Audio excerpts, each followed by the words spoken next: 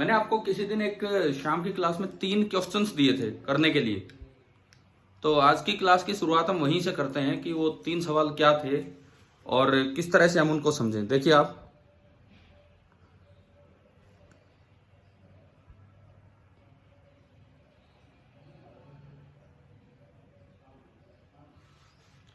देखिए उन 3 सवालों में सबसे पहला सवाल था कि टोटल मैग्निफिकेशन कैसे निकालें अगर 2-3 मिरर ले रखे उनसे रिफ्लेक्शन है। तो आप लोग अगर कुछ भी आपको बोलना हो, मैंने आपकी वो प्राइवेट चैटिंग ऑन है, आप मुझसे लिख के अपना मैसेज कर देना। वैसे मैंने आपको म्यूट किया हुआ है, आप लिख के अपना मैसेज कर देना। अगर कुछ भी होगा तो मैं देख लूंगा यहाँ स्क्रीन पे जब आएगा तब। अभी देखिए, टोटल मैग्निफिकेशन पे पहला सवाल था। 3 सवाल जो उस दिन दिए थे उसी से हम शुरुआत कर रहे हैं। पहला क्वेश्चन ये था कि अगर 2-3 मिरर आपने यूज कर रखे हैं, सपोज फर्स्ट रिफ्लेक्शन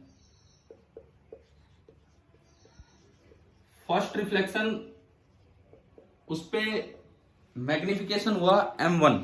पहली रिफ्लेक्शन पे मैग्निफिकेशन होता है m1। सेकेंड रिफ्लेक्शन उस पे मैग्निफिकेशन होता है m2।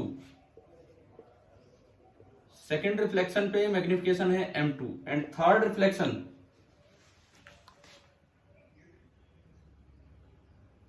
थोड़ा सा टाइम लिया आया करो क्लास में, इतना लेट तक मुझे बार बार यही देखना पड़ता है। फिर थर्ड रिफ्लेक्शन और उसमें मैग्निफिकेशन होता है m3।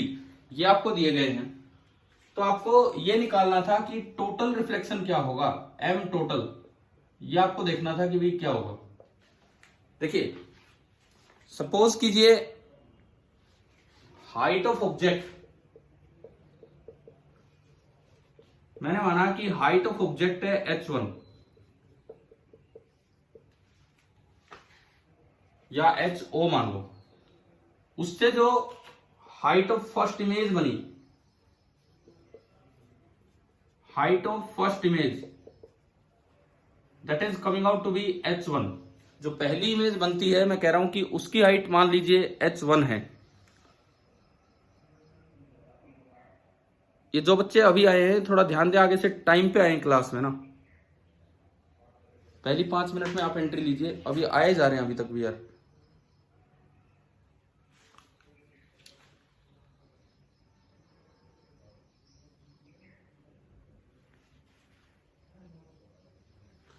देखिए, अभी हाइट ऑफ ऑब्जेक्ट है ho and height of first image है h1।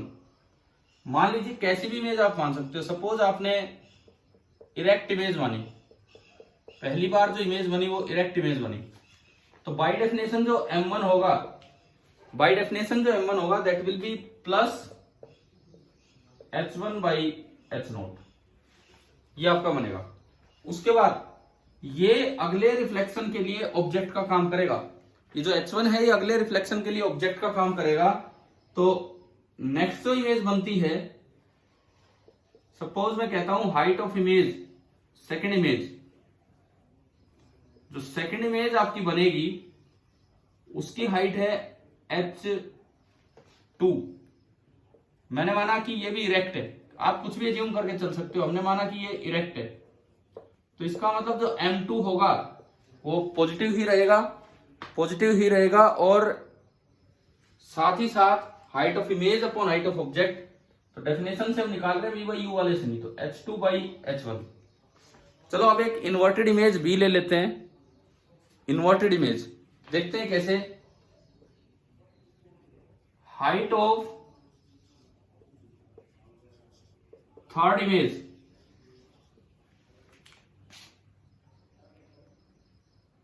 ये अनान कौन है, AN ये क्या नाम लिख रखा भाई।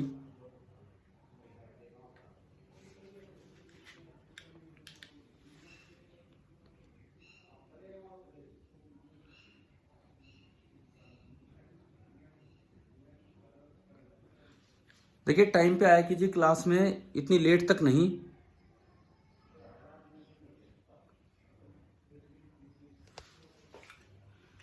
Height of third image suppose that is h3।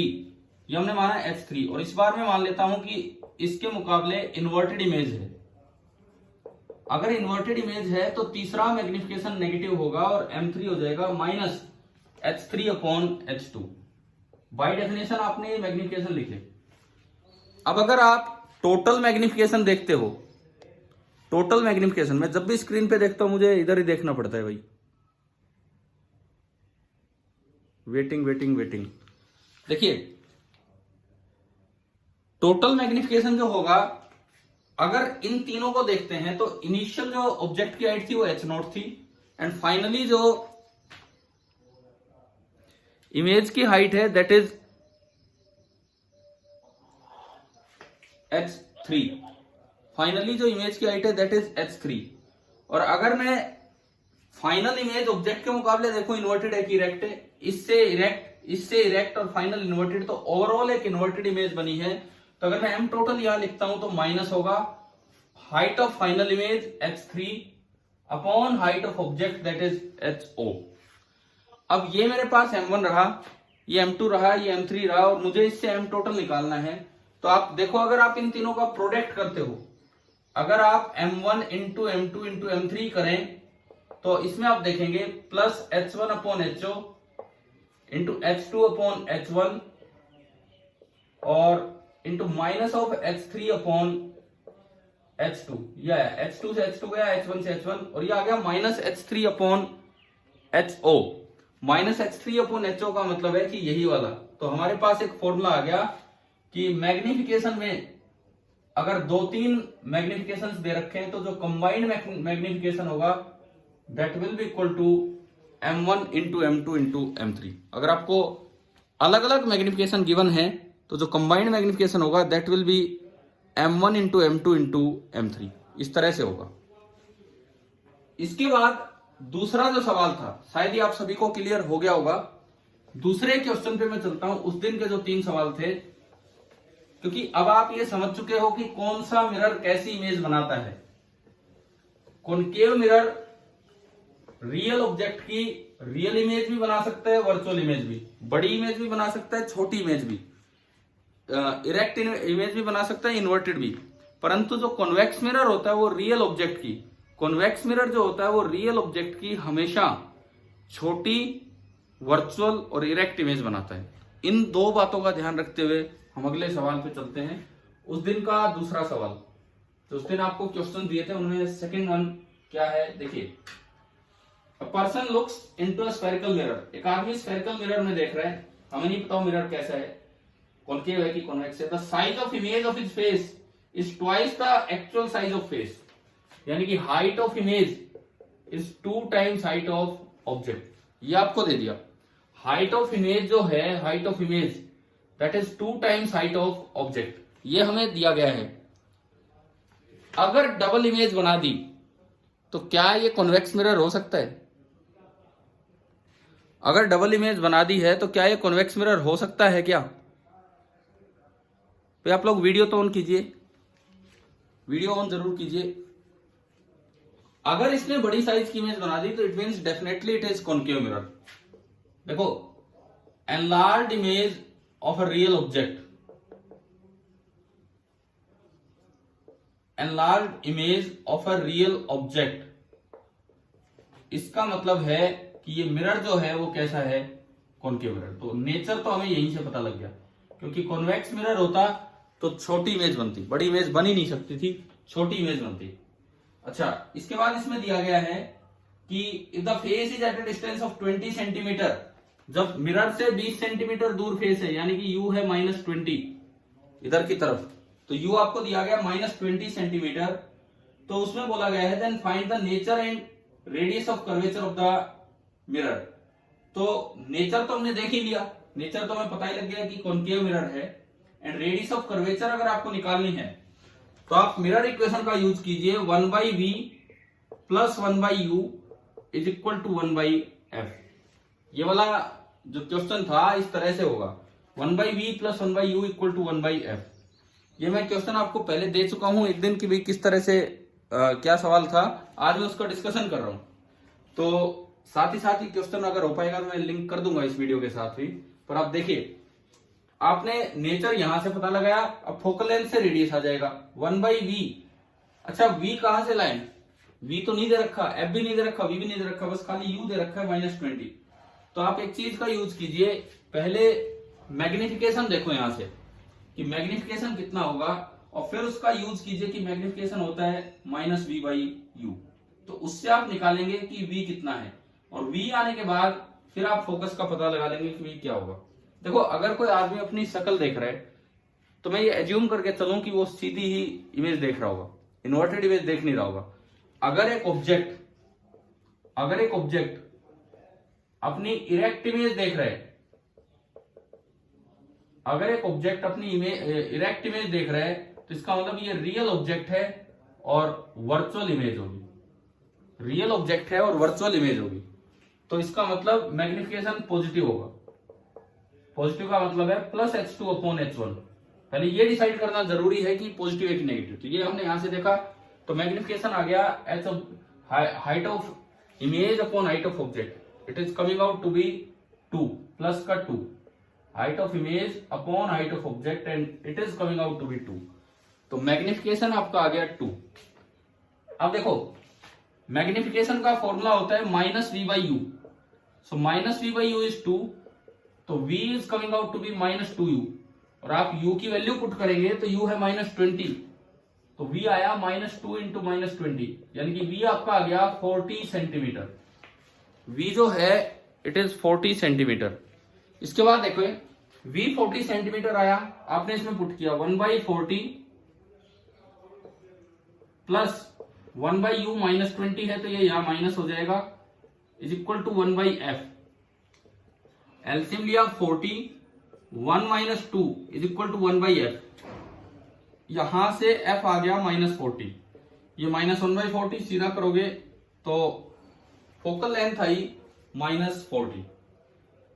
अब अगर रेडियस की बात करें तो इसका डबल होगा, फोकस से डबल होता है तो -80। अब माइनस साइन तो केवल ये बताएगा कि इधर की तरफ, क्योंकि ये कॉन्केव मिरर है, बस माइनस साइन तो ये बताएगा। असल में जो सेंटर होगा वो पोल से 80 सेंटीमीटर दूर होगा। तो रेडियस की जो मैग्नीट्यूड है वो 80 है, विद कन्वेंशन साइन कन्वेंशन आप पुट करें तो वो -80। ये था आपका दूसरा वाला सवाल। सेकंड क्वेश्चन था वो ये था। अब तीसरा सवाल एक और कैंडल वाला एक क्वेश्चन दिया था, अब उस पर हम चलते हैं थर्ड क्वेश्चन पे, वो देखते हैं।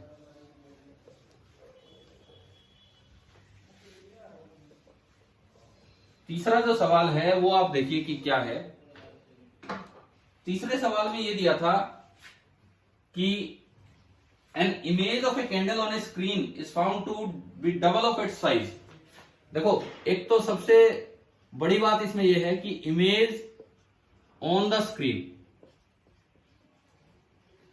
And size double, image on the screen and size है डबल। इसका क्या मतलब है, इसका मतलब क्या है कि अगर इमेज ऑन द स्क्रीन मिली है तो वर्चुअल इमेज नहीं हो सकती है, वो कैसी इमेज होगी, रियल। और अगर कैंडल है, candle it means really image है, रियली ऑब्जेक्ट है, क्योंकि ये कैंडल तो रखी होगी कहीं ना कहीं, और स्क्रीन पे इमेज बनी है तो रियल ही इमेज है। रियल ऑब्जेक्ट की रियल इमेज इन्वर्टेड होती है। इन चीजों का ध्यान रखना होगा। ये उस दिन जो चलना चलाना सिखाया था ऑब्जेक्ट का इमेज का, वो ऐसे काम आता है यहाँ। तो रियल ऑब्जेक्ट की रियल इमेज बनेगी तभी वो इन्वर्टेड होगी। इन्वर्टेड होगी तो मैग्निफिकेशन नेगेटिव होगा, और इमेज का साइज डबल है तो मैग्निफिकेशन -2 होगा। तो एक चीज तो हमें ये पता लगी कि इमेज है -2। अच्छा उसके बाद when the candle is shifted by a distance 5 centimetre, जब कैंडल को 5 सेंटीमीटर शिफ्ट किया तो इमेज ट्रिपल होगी। सबसे पहली बात, अगर बड़ी इमेज बनी है और रियल इमेज बनी है रियल ऑब्जेक्ट की, तो ये बात फिर से श्योर हो गई है कि मिरर कैसा है आपका, कॉन्केव मिरर। बड़ी इमेज बनी है और इस तरह से हमने ये श्योर कर लिया कि जो मिरर है दैट इज कॉन्केव मिरर। उसके बाद देखिए, अब अगर हम मिरर बना के चले, डायग्राम बना के, तो देखो थोड़ा सा वो दिमाग में लाओ कि रियल ऑब्जेक्ट की रियल इमेज मैग्नीफाइड कब बनती है। हमने वो चलना चलाना सीखा था जब ऑब्जेक्ट इन्फिनिटी से फोकस तक आता है, सॉरी सेंटर तक, जब ऑब्जेक्ट इन्फिनिटी से सेंटर तक आता है तो इमेज फोकस से सेंटर ही चलती है। थोड़ा चली, स्पीड कम है तो वो छोटी इमेज होगी, हमें चाहिए बड़ी इमेज। यानी कि ऑब्जेक्ट तो है सेंटर से फोकस के बीच में। देखो यही तो चीजें इन सवालों में कि आपको एग्जैक्टली डिसाइड करना होगा कि कहां, आपको एग्जैक्टली डिसाइड करना होगा कि भाई कहां पे ऑब्जेक्ट है और कहां पे इमेज। रियल इमेज है तो इधर ही कहीं इमेज होगी, ये फोकस, ये सेंटर। अगर ऑब्जेक्ट यहां होता तो इमेज यहां छोटी बनती, सेंटर पे सेम साइज बनती है। जब ऑब्जेक्ट सेंटर से फोकस गया तो इमेज बड़ी बनेगी। तो एक बात श्योर होगी है, डबल साइज की इमेज है, रियल इमेज है, तो मतलब ऑब्जेक्ट तो सेंटर से फोकस के बीच में और इमेज बियॉन्ड सी है इधर। और टू टाइम्स होने का मतलब ये दूरी, अगर ये दूरी मैं x बोलूं तो ये वाली दूरी आपकी 2x हो जाएगी। देखो खाली फॉर्मूले ही नहीं, ये समझ ज्यादा जरूरी है इन क्वेश्चंस में, खाली फॉर्मूलों से कुछ नहीं होने वाला है। जैसे हमने अभी वो उस दिन जो पूरी टेबल बनाई थी उसका यूज यहाँ पे हो रहा है कि भाई किस तरह से ये चीजें यूज की हमने। तो हमें पता लगा कि अगर ये x है तो वो 2x है और कहाँ इमेज है कहाँ ऑब्जेक्ट है, इतना सब हमें पता लग गया। अच्छा उसके बाद ये कहता है कि अगर ऑब्जेक्ट को 5 सेंटीमीटर शिफ्ट किया तो इमेज और बड़ी होगी। देखो अगर आप ऑब्जेक्ट को इधर 5 सेंटीमीटर शिफ्ट करते तो इमेज छोटी होती, क्योंकि सेंटर की तरफ ही आता तो सेंटर की तरफ ही आती, अपोजिट डायरेक्शन में चलना होता है और सेंटर की तरफ आते आते तो दोनों का साइज सेम होता है। लेकिन अगर आप इसको फोकस की तरफ ले जाते तो इमेज और दूर जाएगी और उसका साइज और बड़ा होगा। इसका ये मतलब है कि जो अगला डायग्राम बनेगा, ये तो पहले वाला डायग्राम है, अगला डायग्राम ये बनेगा, अगला जो डायग्राम है वो ये बनेगा कि आपने ऑब्जेक्ट जहां भी था, ऑब्जेक्ट पहले x पे था, अब उसको 5 सेंटीमीटर इधर शिफ्ट कर दिया, तो अब उसकी जो मिरर से दूरी बची दैट इज x माइनस 5, और बदले में इमेज कुछ आगे चली गई होगी, हमें नहीं पता कितना आगे गई है, और अब इमेज थोड़ा और भी दूर होगी। लेकिन एक बात श्योर है, मैग्निफिकेशन 3 टाइम्स होने का क्या मतलब है कि v और u का रेशियो 3 टाइम्स हो गया, मतलब v जो है ये जहां इमेज बनी ये 3 गुना डिस्टेंस पे चली गई है x माइनस 5 से। मैं आपको क्या सिखा रहा हूं इस सवाल में कि फॉर्मूले रटने की बजाय इस ओरिजिनल सिचुएशन को आप समझिए कि कहां ऑब्जेक्ट है कहां इमेज है। देखो बड़ा अच्छा सवाल है, डबल साइज मतलब वो कॉन्वेक्स नहीं हो सकता, कॉनकेव ही है। ऑन द स्क्रीन इमेज मतलब इमेज इधर है उधर नहीं है। बड़ी इमेज है मतलब इमेज सेंटर को क्रॉस कर चुकी है और ऑब्जेक्ट सेंटर से उधर जा चुका है। उसके बाद 5 सेंटीमीटर शिफ्ट किया और इमेज और बड़ी होगी, मतलब और आप उधर जा रहे हो ताकि इमेज और दूर जाए, तब वो बड़ी होगी। फिर यहां मैग्निफिकेशन 2 है तो इमेज की डिस्टेंस v जो होगा वो 2 टाइम्स होगा इससे, और यहां मैग्निफिकेशन 3 हो गया तो ये 3 टाइम्स हो गया। अब देखो हमने इस क्वेश्चन को रिड्यूस कर दिया। अब आपको यही बताना है कि nature and radius of curvature of mirror. तो नेचर तो जो है nature is coming out to be concave. अब रेडियस ऑफ कर्वेचर के लिए आपको फोकल लेंथ निकालनी होगी, लेकिन हमारे पास अब 3 वेरिएबल नहीं 2 ही वेरिएबल है, एक f और एक x। तो अब हम 2 बार मिरर इक्वेशन लगाएंगे। पहले पहला वाला केस, फर्स्ट केस, उसमें अगर आप u देखते हैं तो u is coming out to be minus x. उसमें अगर आप v देखते हैं तो v is coming out to be minus 2x, और फोकल लेंथ मान लो f। एक बार तो मिरर इक्वेशन इस पे लगाएं, 1/v plus 1/u is equal to 1/f। आपने एलसीएम लिया 2x, माइनस को कॉमन लेके उधर भेज दो, एलसीएम लिया 2x और ये आया 1 plus 2, 3/2x is equal to minus 1/f। और you can say x is coming out to be, या आप सीधा कर दो इसको, f is equal to minus 2x/3, equation number 1। एक बार यही इक्वेशन आप दूसरे केस में लगाए, ये वाली सेम इक्वेशन सेकंड केस में लगाए, तो इसमें अगर आप देखते हैं, मैं ऊपर से हटा के यहां लिखता हूं, सेकंड केस में अगर आप देखते हैं, सेकंड केस में तो यहां पे क्या होगा सुने, u is minus of x minus 5, v is minus of 3 times x minus 5, and focal length तो f है ही, वो विद साइन हम पुट कर रहे हैं, जो भी आएगा आ जाएगा। तो आपने फिर से मिरर इक्वेशन लगाई, 1/v, क्वेश्चन नंबर 3 चल रहा है ये, तो minus 3 into x minus 5 minus 1/u minus of plus 1/u is equal to this is equal to 1/f। ये आपका बन गया। अगेन आपने माइनस कॉमन लेके उधर भेज दिया, इधर तो हो गया -1/f, एलसीएम आया 3 टाइम्स x माइनस 5, तो इधर तो 1 + 3 यानी कि आपका आ गया 4। और अगर मैं यहां से f निकालूं तो यहां से f हो गया माइनस उधर गया 3 times x minus 5/4, equation number 2। अब दो इक्वेशन, दो वेरिएबल मुझे सोल्व करना है, तो आप दोनों f को इक्वेट कर लो, आप दोनों f को इक्वेट कर लो ताकि एक बार x आ जाए फिर पुट कर देंगे उसमें। तो आपने इन दोनों को इक्वेट किया, माइनस से माइनस कटा तो 2x/3 is equal to 3/4 into x minus 5, cross multiply किया 8x is equal to 3 into 3 9, 9x minus 9 minus 4 45, तो ये आपका आ गया x is equal to 45 centimetre में चल रहा है, x आपका आ गया 45। अगर आप x 45 इसमें पुट करें तो 45/3 15, 45/3 आपका हो गया 15, 15 इंटू 2 30, तो मेरे पास फोकल लेंथ निकल के आ गई -30 सेंटीमीटर, यानी कि जो r का कोऑर्डिनेट आया it is coming out to be -60 centimetre. r का जो कोऑर्डिनेट आया it is coming out to be -60 centimetre, और यानी कि कॉनकेव मिरर है और जिसका रेडियस 60 सेंटीमीटर है। तो धीरे धीरे ये जो 3 सवाल हमने किए, तीसरा सवाल सबसे अच्छा था क्योंकि इसमें आपको खुद ही पता लगाना था कहाँ ऑब्जेक्ट है, कहाँ इमेज है, और 5 सेंटीमीटर शिफ्ट किधर की है ये भी अपने आप पता लगाना था, उधर गई या इधर गई, इस तरीके से। अगर इमेज पहले 2 गुना बड़ी थी और अब 3 गुना बड़ी हो गई है तो इसका मतलब आप और भी दूर ले गए इमेज को, तो ऑब्जेक्ट को आप मिरर की तरफ लेके चले गए। शायद आपको 3 चीजें समझ में आई होंगी। इसके बाद देखो अगली चीज, ये तीनों क्वेश्चंस क्लियर हो जाने चाहिए। मैं आपको क्वेश्चन दोबारा से दे दूंगा कि कौन से 3 क्वेश्चन डिस्कस हुए, क्या ये डिस्कशन किया है हमने, अभी हम दे देंगे आपको।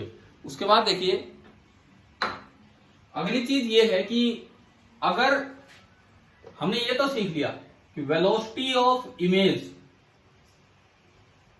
That is equal to minus magnification का square into velocity of object, velocity of image is equal to minus of magnification का square into velocity of object. लेकिन इसमें 2 कंडीशन है। पहली condition mirror is at rest, सबसे पहली condition तो इसकी ये है कि मिरर इज ए ट्रेस्ड। एक और कंडीशन है motion is along, motion is along the principal axis, जो मोशन हो रहा है वो प्रिंसिपल एक्सिस के अलोंग है, ये और कंडीशन है इसमें। अब सपोज कीजिए मोशन में लूं परपेंडिकुलर टू प्रिंसिपल एक्सिस, अगर हम मोशन ऑफ द ऑब्जेक्ट कर दे परपेंडिकुलर टू प्रिंसिपल एक्सिस, तो फिर जो इमेज की स्पीड बनेगी वो कैसे देखना होगा। देखिए मान लो लेट सपोज, फिर से मैंने कोई भी मिरर दिया, ये वाला मिरर हमने लिया, कहीं भी ऑब्जेक्ट है और मान लीजिए इसकी यहां इमेज बन गई, अभी प्रिंसिपल एक्सिस पे है। जैसे ही ऑब्जेक्ट चलना स्टार्ट करेगा परपेंडिकुलर टू प्रिंसिपल एक्सिस, यहां किसी समय इसको चलते चलते डिस्टेंस इसने कवर कर ली है x1 बोलो, y बोल दो, y1, और मान लो इमेज उल्टी डायरेक्शन में चल रही है क्योंकि ऑब्जेक्ट ऊपर चलेगा तो इमेज नीचे चलेगी। ऐसा क्यों हो रहा है, ऐसा क्यों हो रहा है? प्लेन मिरर में तो हम कहते थे ऑब्जेक्ट ऊपर तो इमेज सीधी, रियल ऑब्जेक्ट की रियल इमेज इन्वर्टेड होती है, रियल ऑब्जेक्ट की रियल इमेज इन्वर्टेड होती है। तो अगर ये ऑब्जेक्ट यहां पहुंच गया तो आप अगर इतना बड़ा ऑब्जेक्ट देखते तो टिप जो है उसकी इमेज नीचे जानी थी क्योंकि ये रियल इमेज है। रियल ऑब्जेक्ट की रियल इमेज इन्वर्टेड होगी, तो सपोज ये यहां आ गया y2 पे और ये इमेज यहां पहुंच चुकी है, तब ये मेरे लिए ऐसा हो गया कि जैसे इतना बड़ा ऑब्जेक्ट है, हालांकि हमने तो पॉइंट ऑब्जेक्ट को यहां पहुंचाया और पॉइंट इमेज यहां पहुंची है, परंतु मेरे लिए ऐसा हो गया कि अगर इतने साइज का ऑब्जेक्ट हो तो इतने साइज की इमेज बनेगी।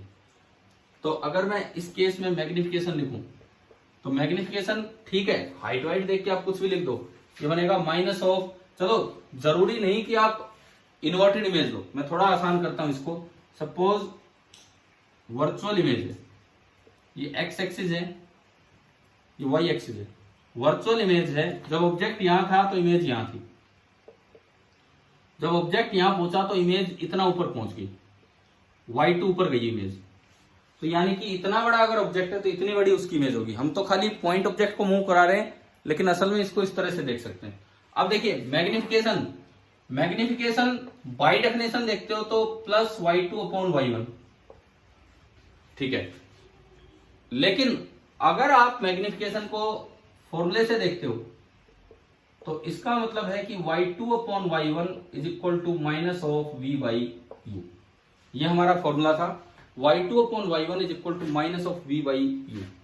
अब जब तक ऑब्जेक्ट यहां है, इमेज की पोजीशन यही है, यानी कि u फिक्स है। आप ऊपर चल रहे हो तो u चेंज नहीं हो रहा है, और इमेज भी यही है तो v भी फिक्स है। आप ऊपर चल रहे हो तो v भी चेंज नहीं हो रहा है।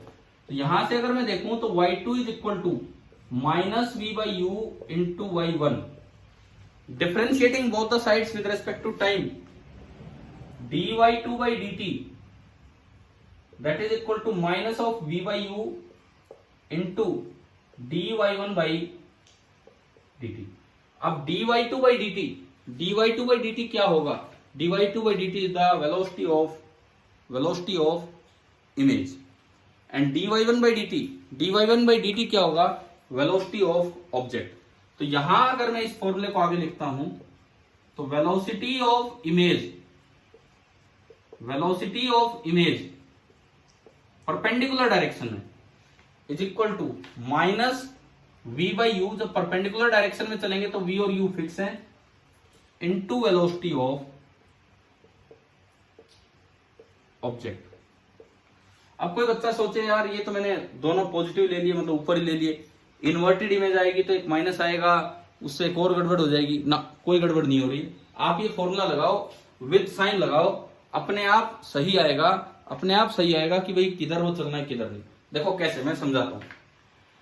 अगर रियल ऑब्जेक्ट की वर्चुअल इमेज है तो वो इरेक्ट होगी, तो ये ऊपर चलेगा तो वो भी ऊपर चलेगा, तो दोनों वेलोसिटी सेम डायरेक्शन में होगी। ये चीज यहां से चेक करते हैं। अगर रियल ऑब्जेक्ट है तो u नेगेटिव और वर्चुअल इमेज है तो v positive, u negative v positive, तो रेशियो नेगेटिव और एक माइनस बाहर आ रहा है तो माइनस माइनस हो गया प्लस। प्लस होने का मतलब है कि इमेज और ऑब्जेक्ट दोनों की वेलोसिटी सेम डायरेक्शन में है, और ऐसा ही हम बोल रहे हैं। एक बार दोबारा सुने, अगर इरेक्ट इमेज है तो परपेंडिकुलर डायरेक्शन में सेम डायरेक्शन में मोशन होगा, अगर इन्वर्टेड इमेज है तो ऑब्जेक्ट ऊपर चलाओगे तो इमेज नीचे चलेगी। यानी कि अगर इरेक्ट इमेज है तो वेलोसिटी ऑफ इमेज और वेलोसिटी ऑफ ऑब्जेक्ट की डायरेक्शन सेम होगी, इन्वर्टेड इमेज है तो डायरेक्शन अपोजिट होगी। अब देखिए इस चीज को, यहां से मान लो रियल ऑब्जेक्ट की वर्चुअल इमेज है तो वो इरेक्ट होगी। अब रियल ऑब्जेक्ट है तो u नेगेटिव, वर्चुअल इमेज है तो v positive, v by you negative हो गया, लेकिन एक और माइनस बाहर लगाए तो माइनस माइनस आपका हो गया प्लस, और माइनस माइनस प्लस होने का मतलब है कि दोनों की डायरेक्शन सेम है। अगर ये इमेज इधर बनी होती तो इन्वर्टेड होती, अगर ये इमेज इधर बनी होती तो ये इन्वर्टेड होती, अगर ये इमेज इधर बनी होती तो इन्वर्टेड होती। इन्वर्टेड होती तो इसका ये मतलब है कि जब ऑब्जेक्ट ऊपर चले तो इमेज नीचे चलनी चाहिए। कैसे? यहां से देखो, u भी नेगेटिव और v भी नेगेटिव, तो दोनों का रेशियो पॉजिटिव और बाहर एक माइनस लगा है, तो इसका मतलब जिधर ऑब्जेक्ट चलेगा उससे अपोजिट डायरेक्शन में इमेज चलेगा। लेकिन यहां मैग्निफिकेशन का स्क्वायर नहीं करना है, यहां v बाई यू है ना कि v बाई यू का स्क्वायर। जैसे एक जगह अगर इसको हम यूज करें, टाइम भी हमारा आखिरी 7-8 मिनट बचे हैं, देखते हैं हम इस चीज को कैसे फॉर्मूला यूज करना है, इसको देखते हैं। सपोज कीजिए आपको ये दिया गया है कि ये कॉनकेव मिरर है जिसका रेडियस ऑफ कर्वेचर है 20 सेंटीमीटर, यानी कि इसका सेंटर तो 20 सेंटीमीटर पे है और फोकस 10 सेंटीमीटर पे है। ये 20 सेंटीमीटर पे है और ये 10 सेंटीमीटर पे, इस तरह का है। अब मान लो मैंने ऑब्जेक्ट को रख दिया यहां 30 सेंटीमीटर पे। सपोज ऑब्जेक्ट रखा हुआ है मिरर से 30 सेंटीमीटर दूर। तो सबसे पहले ये बात, एक बार उसकी इमेज लोकेट करते हैं। आपने देखा u है -30 क्योंकि ये इधर की तरफ है, f -10 है, और यहां से अगर मैं v निकालूं तो 1/v plus 1/u minus 30 is equal to 1/f minus 10। यहां से मैं अगर 1/v निकालता हूं तो ये आगे गया 1/30 माइनस 1/10। एलसीएम आया 30, 1 माइनस 2 माइनस 3 माइनस 2/30 तो माइनस 1/15। तो v आ गया माइनस 15 सेंटीमीटर। माइनस 15 सेंटीमीटर का मतलब है कि जो इमेज बनेगी 10 से आगे और 20 से पहले, तो यहां कहीं इमेज बनेगी, यहां कहीं इमेज बनेगी 15 सेंटीमीटर इधर। आप चेक कर सकते हो, ऐसा ही हमने टेबल में पढ़ा था कि जब ऑब्जेक्ट सेंटर की तरफ चल के आता तो इमेज फोकस से सेंटर की तरफ चल के आती, तो उसी जगह बन रही है। अब मैं बात करता हूं मोशन की। आपसे अगर यूं पूछा जाए इस वक्त, देखो अब इसी एक चीज से हम कई चीजें सीख लेंगे। इस वक्त अगर ऑब्जेक्ट चलाया जाए आगे की तरफ, इस वक्त अगर ऑब्जेक्ट चलाया जाए इधर with a speed of 2 millimetre per second, आपसे पूछा जाए बताओ स्पीड ऑफ इमेज क्या होगी। अगर आप ऑब्जेक्ट को चलाते हो with a speed of 2 millimetre per second और आपसे पूछा जाए कि बताओ इमेज की स्पीड क्या होगी, तो पहली बात तो डायरेक्शन अपोजिट होगी। प्रिंसिपल एक्सिस पे फॉर्मूला ये है, प्रिंसिपल एक्सिस पे मोशन है तो फॉर्मूला ये है, velocity of image this is equal to minus, क्योंकि डायरेक्शन अपोजिट है, मैग्निफिकेशन कितना आ रहा है पहले ही निकाल लो यहां से, v माइनस 15 और u माइनस 30। मैग्निफिकेशन का फॉर्मूला है minus of v by u, तो minus of minus 15 upon minus 30, it is coming out to be minus half. ये मैग्निफिकेशन आ गया माइनस हाफ, तो माइनस हाफ का स्क्वायर करोगे तो 1/4 टाइम्स, और वेलोसिटी ऑफ ऑब्जेक्ट, सपोज कीजिए ऑब्जेक्ट की वेलोसिटी हमें दी थी 4 मिलीमीटर पर सेकेंड, तो वो आपने 4 रख दिया, यानी कि वेलोसिटी ऑफ इमेज निकल के आई -1 मिलीमीटर पर सेकेंड। तो जो इमेज चलेगी, इमेज वो इधर की तरफ चलेगी 1 मिलीमीटर पर सेकेंड से। ये तो हुआ पहला सवाल। लेकिन अगर सवाल में दिया हो कि इधर ना चलिए, तो शायद आपको क्लियर हो गया होगा। अगर सवाल में दिया हो क्वेश्चन में कि इधर ना लेके परपेंडिकुलर डायरेक्शन में ऑब्जेक्ट को चलाया गया है with a speed of 4 millimetre per second, तो ऑब्जेक्ट की वेलोसिटी अब आपको निकालनी है कि क्या होगी। ऑब्जेक्ट की वेलोसिटी अब आपको निकालनी है क्या होगी, तो आप क्या करेंगे, इसमें फॉर्मूला यूज ये वाला नहीं करना, आपको फॉर्मूला यूज करना है velocity of image is equal to minus v by u times velocity of object. तो आपने ये फॉर्मूला यूज किया, देखिए minus of v by u, v है आपका -15 और u है -30, और वेलोसिटी ऑफ ऑब्जेक्ट जो है that is 4 millimetre per second. Minus minus cancel, 1/2, so it is coming out to be -2 millimetre per second. तो इस बार जो इमेज है, माइनस का मतलब है कि अपोजिट डायरेक्शन में 2 मिलीमीटर पर सेकेंड से चलेगी। देखो हमने ये सीखा इस सवाल में कि अगर मैं ऑब्जेक्ट को इधर 4 मिलीमीटर पर सेकंड से चलाता हूं तो इमेज इधर केवल 1 मिलीमीटर पर सेकंड से चल रही है। लेकिन अगर मैं ऑब्जेक्ट को ऊपर 4 मिलीमीटर पर सेकंड से चलाता हूं तो इमेज नीचे जाएगी, लेकिन 1 मिलीमीटर पर सेकंड से नहीं, 2 मिलीमीटर पर सेकंड से। तो शायद आपको along the axis and perpendicular to the axis ऑब्जेक्ट के मोशन के कोरस्पोंडिंग इमेज का मोशन कैसा होगा, शायद ये निकालना यहां से समझ में आ रहा होगा। और इन केस अगर एंगल पे चलता है ऑब्जेक्ट, ये भी सुन लो आखिरी बात, अगर एंगल पे चलता है ऑब्जेक्ट तो आप उसके कंपोनेंट कर लो वेलोसिटीज के, v cos theta v sin theta, इस तरह से कंपोनेंट। फिर इसके लिए तो वो वाला फॉर्मूला लगा दो जो अभी हमने सीखा, और दूसरे के लिए ये वाला। मतलब अगर इसी क्वेश्चन में ऑब्जेक्ट 4√2 वेलोसिटी से जा रहा होता 45 डिग्री एंगल पे, 4√2 मिलीमीटर पर सेकंड से 45 डिग्री एंगल पे, मतलब 4 इधर 45 डिग्री एंगल पे, तो इमेज में 2 वेलोसिटी आती, एक तो इधर और 2 नीचे, और जो नेट वेलोसिटी ऑफ इमेज हो जाती दैट विल बी √1² + 2² यानी कि √5। एक बार फिर से सुन लीजिए, अगर ये ऑब्जेक्ट 4√2 से जा रहा होता 45 डिग्री पे, तो इसकी जो इमेज में 2 वेलोसिटी आती, 1 इधर 2 इधर, तो उनका जब आप रिजल्टेंट निकालते तो √5 मिलीमीटर पर सेकेंड। तो ये आप खुद ट्राई कर लेना अभी क्लास के बाद, और मुझे लगता है शायद आपको लेक्चर समझ में आ गया होगा। आज एक और भी क्लास होगी तो उसके टाइमिंग में आपको भेज दूंगा, लेकिन तब तक आप ये अटेंड कीजिए, अभी क्लास का टाइम पूरा हो चुका है। Thank you.